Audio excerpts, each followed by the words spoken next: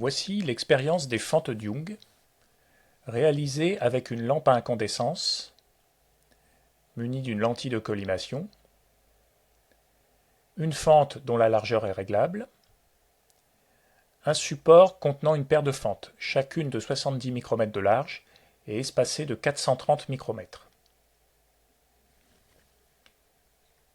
une lunette de visée, qui permet d'observer un plan situé à environ 90 mm de sa lentille frontale, un oculaire et une caméra munie d'un objectif de 16 mm, qui permet de former l'image comme le ferait l'œil humain.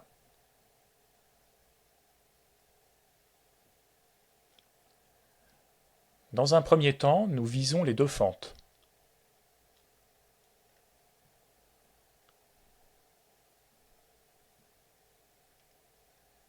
Nous relevons la position du support de la lunette sur le banc, 560 mm.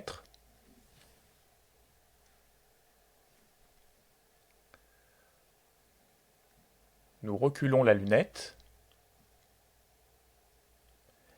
Les images des deux fentes deviennent floues.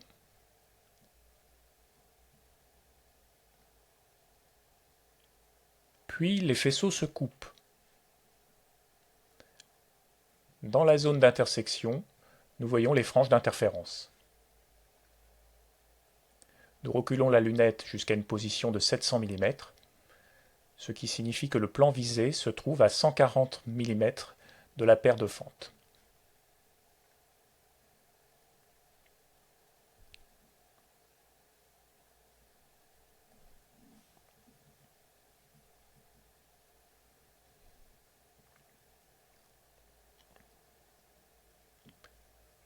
Nous repérons la frange centrale d'ordre 0, qui est blanche avec des bords noirs. Le profil d'intensité est celui de la couche verte de l'image RVB.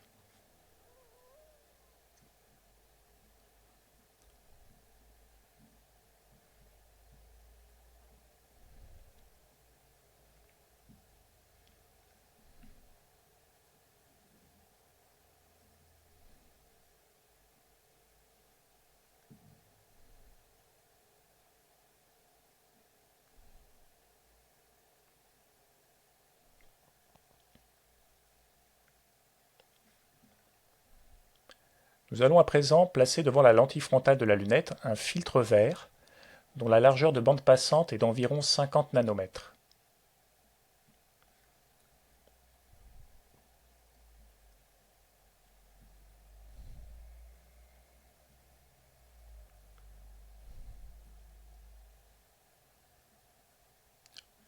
Nous augmentons le temps d'exposition de la caméra afin d'observer les franges.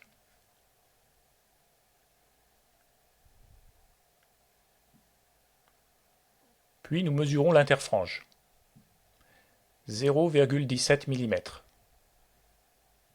Nous pouvons alors calculer la longueur d'onde moyenne de cette lumière filtrée. Nous obtenons 520 nanomètres.